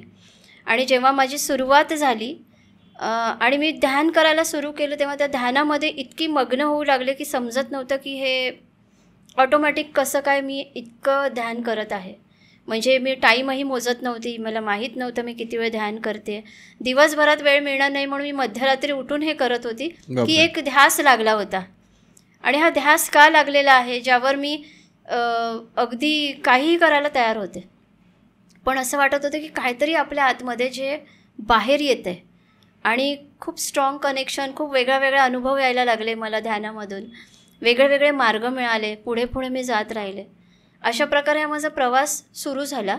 माझे जेव्हा काही पास्ट लाईफ ध्यानामध्ये बघितले, तेव्हा मी बघितलं की काही जन्म माझे आध्यात्मिक खूप सुंदर मी बघितले, स्वतःला अनुभवलं आहे स्वतःला. आणि ऑटोमॅटिक आपल्याला आपण म्हणतो ना एखाद्या देवतेची सिद्धी मिळणं, ही सिद्धी आपण इंटेन्शन ठेवून नाही मिळवू शकत आणि कधी असं इंटेन्शनही नव्हतं. पण जेव्हा आपल्याला कळतं, परमात्मा एक मी बघितलं आणि मला हा गायडन्स मिळाला आहे मास्टर्सकडनं, म्हणजे जे आपले देवदेवता आहेत, आध्यात्मिक गुरु आहेत, म्हणजे इनव्हिजिबल फॉर्ममधले, यांच्याकडनं गायडन्स मिळाला होता मला की परमात्म्याला त्याचं काम करण्यासाठी पृथ्वीवर काही मीडियम पाहिजेत. आणि ते मीडियम म्हणजे पृथ्वीवरची अशी काही प्युअर आत्मे आहेत जे खरोखर त्याचं काम तितक्या पवित्रपणे करू शकतात. तर हे मीडियम परमात्मा शोधत असतो. आणि जेव्हा आपण खूप पवित्रतेने हे सगळं काम करायला लागतो, तेव्हा तो आपल्याकडे येतो, स्वतः तो आपल्याला शोधतो. आणि जेव्हा आपण त्याच्याशी संवाद साधू लागतो तेव्हा त्याची जी ऊर्जा आपण ग्रहण करतो आणि ती ऊर्जा काम करायला लागते, त्याला आपण म्हणतो सिद्धी मिळणे. ओके. आणि त्यांच्याकडनं आपल्याला ती दीक्षा मिळते, त्याच्याकडनं आपल्याला ती शक्ती मिळते. ही शक्ती पहिल्यांदा मला श्री साईबाबांकडनं मिळाली. म्हणजे लहानपणी माझी आई साईबाबांच्या मठात ती भक्त होती, ते मला घेऊन जायचे, पण एवढं काय फारसं मला कनेक्शन वाटायचं नाही. पण जेव्हा मला तो अनुभव आला तेव्हा ते कनेक्शन खूप स्ट्रॉंग झालं. आणि त्याच्या काही महिन्यानंतर म्हणा किंवा काही वर्षानंतर गॉडेस महाकाली, जिचा विचारही मी मनात कधी आणला नव्हता, तिथे मला ती शक्ती मिळाली. आणि त्या शक्तीने आज मी अनेक स्पिरिट केसेसना हील करते. महाकाली. हां, कारण निगेटिव्हिटीला रिमूव्ह करणारी कोण आहे, तिथेही त्यांनाही वेगवेगळी कामं आहेत, त्यांच्याही पर्सनॅलिटीची प्रत्येक कामं आहेत. तर गॉडेस महाकाली कोण आहे, ही निगेटिव्हिटीचा नाश करणारी आहे. आणि त्यामुळे जेव्हा स्पिरिट एनर्जी, म्हणजे ज्यांना झपाटलेलं असतं, निगेटिव्ह अटॅक्स, सायकिक अटॅक्स त्यांच्यावर झालेले असतात, अशा केसेसही येतात. जी माझी स्पिरिच्युअल रिट्रीट असते त्यामध्ये अशा केसेसही येतात. तर तिथे त्यांना पूर्ण हील केलं जातं, अशा शक्ती निघून जातात. कारण ते कोणाच्या चरणी जातात, गॉडेस महाकालीच्या. त्यामुळे त्या एनर्जीने हे सुद्धा हील होतं. म्हणजे तुम्हाला भूतप्रेत पण काढता येतात का? येस. ओके. आणि त्या शक्तीने, मी फक्त माध्यम आहे, मी कुठलंही श्रेय स्वतःला कधीही देत नाही. मी फक्त हेच म्हणते की मी परमात्म्याचं एक माध्यम आहे आणि त्यांनी मला त्यासाठी निवडलं, हे माझं भाग्य आहे आणि त्यामुळे मी हे काम करत आहे. ओके. मला ना इथे एक प्रश्न विचारायचा आहे की बरेच लोक असतात, समजा जसं की काही स्पोर्ट्समध्ये असतात, काही ॲक्टिंगमध्ये असतात, की जे खूप इझिली सक्सेसफुल होऊन जातात. आणि बरेच लोक ट्राय करतात तरी त्यांना म्हणजे जन्मात मिळत नाही सक्सेस. मग हे काय लॉजिक असतं की काही लोक म्हणजे काही न करतात सक्सेसफुल होऊन जातात आणि काही खूप स्ट्रगल करूनही त्यांना काही मिळत नाही? असं कधीही नसतं की ते काहीही न करता, त्यांनी या जन्मात काही न करता त्यांना मिळतं आहे. पण कुठेतरी ते त्यांचं पास्ट लाईफचं कर्म आहे, त्यांचं जे चांगलं कर्म आहे, त्यांनी जे काही देऊन ठेवलं आहे तेच आज त्यांना मिळतं आहे. म्हणून विदाऊट एनी एफर्ट्स, कमी कष्टामध्ये त्यांना चांगली फळं मिळायला सुरू होतात. म्हणजे एखादा आर्टिस्ट असतो समजा, किंवा एखादा क्रिकेटर असतो किंवा कोणी स्पोर्ट्स पर्सन असतो, मग त्यांच्याबद्दल काय लॉजिक असतं? सेम असतं. आपण बघितलं असेल की वयाच्या 5 वर्षामध्ये सचिन तेंडुलकर बॅट पकडायला शिकले. त्याच वयात का? पास्टची कुठली तरी मेमरी येते त्यांच्यामध्ये, ते आहे. आणि त्यामुळे प्रत्येक जो कलाकार आज जे करत आहे, कुठेतरी पास्टची त्याची इम्प्रिंट आहे. आणि त्याने जे कर्म केलेलं आहे, हे कर्म आज त्याच्याबरोबर काम करते. तुम्ही ओम शांती ओम पिक्चर बघितलं असेल तर त्यामध्ये बघा, शेवटचा थॉट, कारण मृत्यूच्या वेळीसुद्धा व्यक्तीला एक शेवटचा थॉट दिला जातो. व्यक्ती एक शेवटचा विचार करतो तेव्हा त्याला एक ब्ल्यू लाईट दाखवली जाते. त्या ब्ल्यू लाईटमध्ये तो एक थॉट टाकतो आणि तो थॉट तो या लाईफमध्ये मॅनिफेस्ट करतो. म्हणून मृत्यूच्या वेळीसुद्धा ना व्यक्तीने एका समाधानाने जायचं असतं, एका चांगल्या थॉटने जन्म घ्यायचा असतो. कारण तो थॉट तुमचं सबकॉन्शियस माइंड पकडतं आणि तो थॉट या लाईफमध्ये तुम्ही कॅरी फॉरवर्ड करता. आज ज्यांच्याकडे श्रीमंती आहे ते अगदी सहजपणे करिअर करू शकत आहेत. जसं मी माझ्या बाबतीतही सांगेन की मला आध्यात्मिक व्यक्ती असतो तो खूप पेनमधनं गेनमध्ये येतो. कारण अध्यात्म तुम्हाला इतकं हील करतं, ते हील होताना तुमची नकारात्मक कर्मसुद्धा नष्ट होतात. पण ती जेव्हा बर्न होतात, ती जळली जातात, तेव्हा तुम्हाला पेनमधनं जावंच लागतं, पण तुम्हाला गेन नंतर इझिली मिळायला लागतो. ओके. असं असतं. तर तशाच प्रकारे प्रत्येक व्यक्तीचं कर्म हे त्याला सक्सेस देतं. आज बरेच लोक एफर्ट्स टाकतात, खूप प्रयत्न करतात, पण त्याला ते नाही मिळत का? इथे जर ॲस्ट्रॉलॉजीच्या लेवलवर बघायला गेलं तर तुमचा शनी, जो पास्ट लाईफ कर्मांचा न्यायाधीश आहे, मगाशी मी म्हणाले, तो तुम्हाला तुमचं जे काही यात खेळाडू आहेत, आर्टिस्ट आहेत, आपण हे तुमचं प्रोफेशन निवडतंय ना तुम्ही, तिथे शनी तुम्हाला ऑब्स्टॅकल देतो. का देतो? न्यायाधीश येतो. तुमचं कर्म आहे पास्टमध्ये, म्हणून तुम्हाला त्याचं फळ नाही मिळत आहे. पण तुमचं पास्ट कर्म तुम्ही चांगलं इतकं केलेलं आहे ना, तर इथे कमी कष्टामध्ये तुम्हाला खूप जास्त मिळतं. ओके.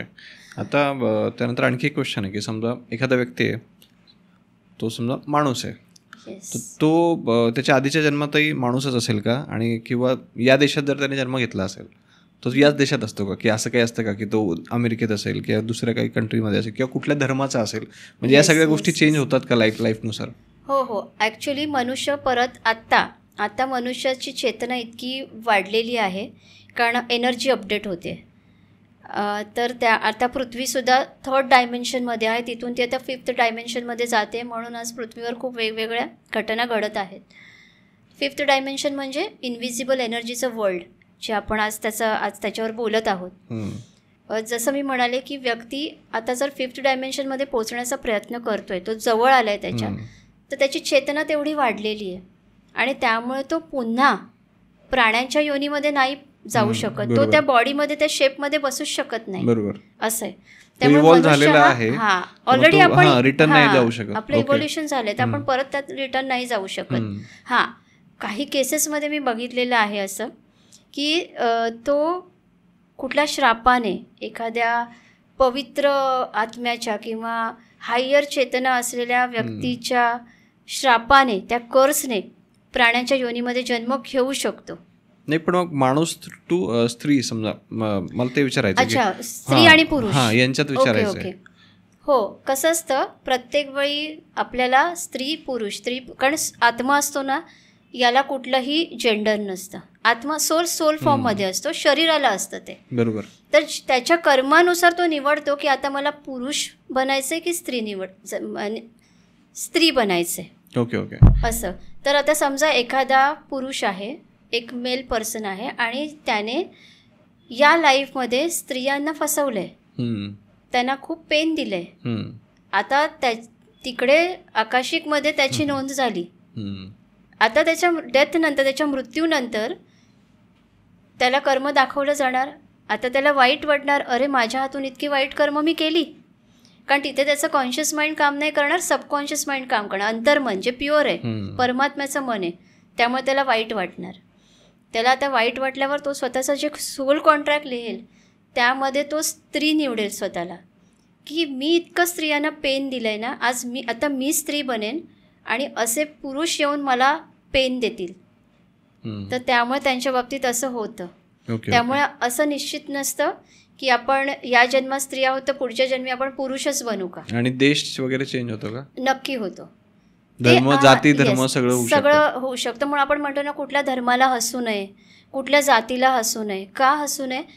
कारण तुम्हाला तो लेसन शिकायला त्या जातीमध्ये मग जन्म घ्यावा लागेल. कारण तेव्हा तुम्ही नावं-बोटं ठेवली, तेव्हा तुम्ही हसलात. तर आता तुम्हाला तो लेसन शिकावा लागेल की ज्या जातीमुळे आपण त्या व्यक्तीला हसत होतो, भेदभाव करत होतो, आज तो तुमच्या वाट्याला 100% येणार. म्हणून लेसन शिकण्यासाठी परत जन्म घ्यावा लागतो. म्हणून कर्मच असं करू नये, लेसनच असा कुठला ठेवू नये जो आपल्याला शिकण्याचा अर्धवट राहिला आहे. कारण आज जे सफर करत आहात तुम्ही, ज्या त्रासातून जात आहात, तो तुमचा लेसन आहे. ओके, असं आहे. येस. आता थोडंसं आणखी इंटरेस्टिंग विचारतो. आता मी तुमच्यासमोर बसलोय, तर मला बघून तुम्हाला काही फील होतंय का, किंवा जसं आहे समजा आकाशिक रेकॉर्ड असेल किंवा पास्ट लाईफ असेल, असं काही वाटतंय का तुम्हाला? काही येस, तुमच्या ऑरामध्ये डिप्रेशनची एनर्जी खूप जास्त आहे. ओके. नर्वसनेस, नैराश्याची एनर्जी जास्त आहे. तुमचं मणिपूर चक्र जे आहे ते इम्बॅलन्स आहे टोटली. ओके. कारण आता तुमच्यामध्ये एक पॅशन आहे, काहीतरी करण्याची महत्त्वाकांक्षा आहे, पण तरीही तुम्हाला असं वाटत, त्यामध्ये तुम्हाला समाधान वाटत नाही आहे. अजून काहीतरी खूप बाकी आहे जिथे मला पोचायचं आहे, पण अजून मी पोचत नाही आहे असं आतमधनं फील होतं आहे. पण तुम्ही पोहोचणार, हे पण 100% खरं आहे की अजून 4 इयर्समध्ये तुमची प्रोग्रेस तुम्हाला कोणी थांबवणार नाही.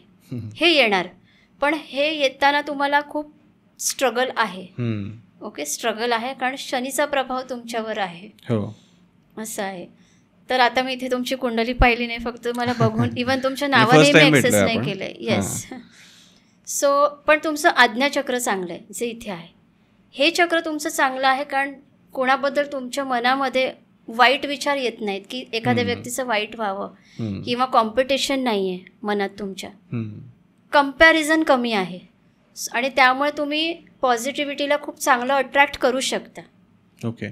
आता खूप क्लिअर झालं आहे. म्हणजे मी असं नाही म्हणणार की कधीच नव्हतं, आधी होतं असेल. हे आत्ता खूप काही वर्षात न्यूट्रल होत गेली ती एनर्जी, कारण कदाचित त्या कर्मांमधून तुम्ही गेलेले आहात. ते सफर केलेलं आहे. आणि त्यामुळे आता ती एक इव्हॉल्युशनची जी एक म्हणतो ना आपण पायरी, आता तुम्ही चढत आहात आणि तुम्ही 100% चढणार आहात. पण तुमच्या पास्ट लाईफमध्ये जर सांगायचं गेलं, हे आता तुमचं मी प्रेझेंट सांगितलं, पास्टमध्ये तुम्हाला प्रचंड डिप्रेशनमधनं जावं लागलं ड्यू टू फॅमिली. ओके. तुमच्या फॅमिलीमधनं काही म्हणजे पत्नीकडून आणि मुलांकडून तुम्हाला खूप वाईट प्रकारे वर्तणूक मिळालेली आहे. ओके. कारण तुम्ही रिच फॅमिलीमधनं होतात आणि तुमच्या पहिल्या पत्नीचा मृत्यू झाल्यावर तुमची जी दुसरी पत्नी जिने तुम्हाला फसवलं आणि इतकं वाईट प्रकारे फसवलं की टोटली तुम्ही डिप्रेशनमध्ये जाऊन तुम्हाला वेड लागलं आणि त्यामध्येच हळूहळू तुमचा नंतर मृत्यू आणि ते म्हातारपण तुम्ही एकांतामध्ये काढलं आणि मृत्यू झाला. पण कुठेतरी ते नैराश्य आज बालवयापासून तुमच्यामध्ये आहे.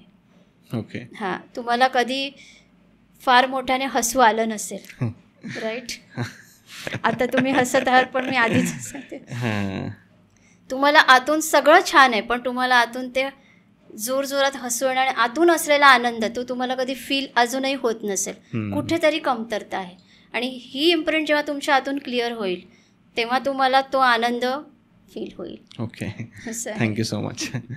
येस, आता तुम्ही स्वतः साईबाबांच्या खूप मोठ्या भक्त आहेत आणि तुम्ही सांगितलं पण आहे की ते तुम्हाला वेळोवेळी गाईड करत असतात.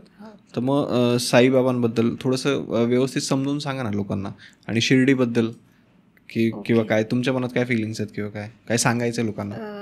मी एवढं सांगेन की साईबाबा ही एनर्जी जी आपण आहे, ज्यांना आपण साईबाबा या नावाने ओळखतो, शब्दात सांगण्यासारखं आणि कमी वेळेत सांगण्यासारखं नाही आहे. पण हे आहे कंपॅशन, प्रेम, दया ज्याला म्हणतात, ते आहे साईबाबांचं स्वरूप. जो व्यक्ती साईबाबांशी कनेक्ट होतो त्याच्यामध्ये या भावना सहजपणे येतात. आज अनेक लोक त्यांच्यावर वाईट कमेंट पण करतात, पण परमात्मा असा असतो की जो तुम्हाला कुठलंही रिॲक्शन देत नाही. रिॲक्शन देणारे माणसंच आहेत, व्यक्तीच आहेत, कारण तुम्ही त्या लोअर कॉन्शियसनेसमध्ये आहात. तुम्ही अगदी आपण म्हणतो ना की ग्राउंडेड लेवलच्या चेतनेमध्ये आहात की तुम्ही उच्च श्रेणीपर्यंत पोचू शकत नाही आहे. म्हणूनच त्या परमात्म्याला तुम्ही नावं बोटं ठेवत आहात, परमात्म्यामध्ये भेदभाव करत आहात. बरेच जण असं कमेंट करतात ना, आमचा हा देवच श्रेष्ठ, आमचे हेच श्रेष्ठ. असं नसतं. आणि साईबाबा हेच सांगतात की श्रद्धा आणि सबुरी, म्हणजे श्रद्धा, भक्ती, विश्वास ज्याच्याकडे आहे आणि पेशन्स ज्याच्याकडे आहेत तो व्यक्ती आयुष्यामध्ये खूप गेन करू शकतो. प्रेम ज्याच्याकडे आहे, गिविंग नेचर ज्याच्याकडे आहे, ते आहेत साईबाबा. आज ते साईबाबा होते, त्यांच्याकडे चमत्काराची पॉवर होती, सगळ्यांना माहिती आहे. आज ते त्या साध्याशा द्वारकामाईमध्ये राहत होते, तुटलेल्या भिंती होत्या, जो त्यांचा झोपण्याचा पाळणा होता तो फाटलेला होता. असं ते का राहत होते? ते स्वतःसाठी एक छान सुंदर महाल तयार करू शकले असते, तेवढी शक्ती होती त्यांच्याकडे, पण का नाही केलं त्यांनी? तो लेसन शिकवत होते ते की तुमच्या शक्तीचा तुम्ही अशा प्रकारे उपयोग करा ज्याचा दुसऱ्यांना उपयोग होईल. ते हे दाखवत होते भिक्षा मागून की अन्नदान हे श्रेष्ठ दान आहे. आज त्यांच्याकडनं अन्नदान व्हावं म्हणून ते भिक्षा मागत होते आणि त्या सगळ्या अन्नांचं एकी दाखवण्यासाठी, समभाव दाखवण्यासाठी त्या सगळ्या अन्नाला मिक्स करून ते सगळ्यांना वाढत होते. आणि त्यांच्याबरोबर ते स्वतः, त्यांनी हे दाखवलं की तुम्ही सगळे एकच आहात. आणि श्रद्धा सबुरीचा त्यांनी आपल्याला आपण काय म्हणू एक मेसेज दिलेला आहे. प्रेमाचा धडा कसा घेतला पाहिजे, प्रेमाने सगळ्यांना कसं वागवलं पाहिजे. आज अनेक लोकांना मला विचारतात सेशनमध्ये, मॅडम तुमच्यात किती पेशन्स आहेत? आज हजारो क्वेश्चन्स येत असतात सेशनमध्ये आणि प्रत्येक प्रश्नाचं मी शांतपणे उत्तर देते. तेव्हा मी सांगते, हे मी साईबाबांकडनं शिकली आहे. श्रद्धा आणि सबुरी, पेशन्स हे शिकवणारे साईबाबा आहेत. त्यामुळे असं म्हणतात बघा, एक गाणं आहे, कुठे शोधिती रामेश्वर आणि कुठे शोधिती काशी, हृदयातील भगवंत राहिला हृदयातून उपाशी. कारण काशी ही सगळी तीर्थस्थळं आहेत, तिथे आपण परमात्म्याला शोधायला जातो आहे, पण परमात्मा तुमच्या आत आहे, तुमच्या अंतर्मनात, तुमच्या हृदयात आहे. त्यासाठी तुम्हाला स्थळी जाण्याची गरज नाही आहे. मग मी बाबांना असं विचारलं, जर हे खरं आहे तर शिर्डीला लोक का येतात? तुम्ही शिर्डीला का त्यांना बोलवता? त्याचं कारण काय आहे? तेव्हा बाबांनी सांगितलं की शिर्डीमध्ये मी अशी एक चेतना निर्माण करून ठेवलेली आहे की तिथे पोहोचल्यावर पण जी कळत नकळत घडलेली काही कर्म आहेत ती हील होतात. त्यामुळे शिर्डीची पायरी चढल्याने हे होतं आणि अजूनही बाबांची एनर्जी ऊर्जा तिथे आहे, ती फिरते. म्हणून आज त्यांनी फाटके कपडे घालून भिक्षेची झोळी घेऊन आज जे काही कर्म केलं तो आपल्या सगळ्यांसाठी लेसन आहे की परमात्मा तुम्हाला सूटबूटमध्ये किंवा त्याचं जे रूप दाखवले, असे हात, गळ्यात माळा आणि जे काही आपण स्वरूप बघतो, तर त्यांनी आपल्याला हा लेसन शिकवलेला आहे, धडा शिकवला आहे की परमात्मा तुम्हाला कुठल्याही रूपामध्ये मिळतो. जर आता सांगितलं की आज तुमच्या घरी परमेश्वर येणार आहे, आपली इमेज तयार होईल. परमात्मा तसा कधी नसतो. बाबांनी मला हेच शिकवलं, परमात्मा कोणाच्याही रूपामध्ये तुझ्याकडे येऊ शकतो. फक्त माणुसकीला ओळखायला शिक आणि माणुसकीने वागायला शिक. हे प्रत्येक मनुष्य शिकतो तेव्हा त्याला परमात्मा नक्की भेटतो.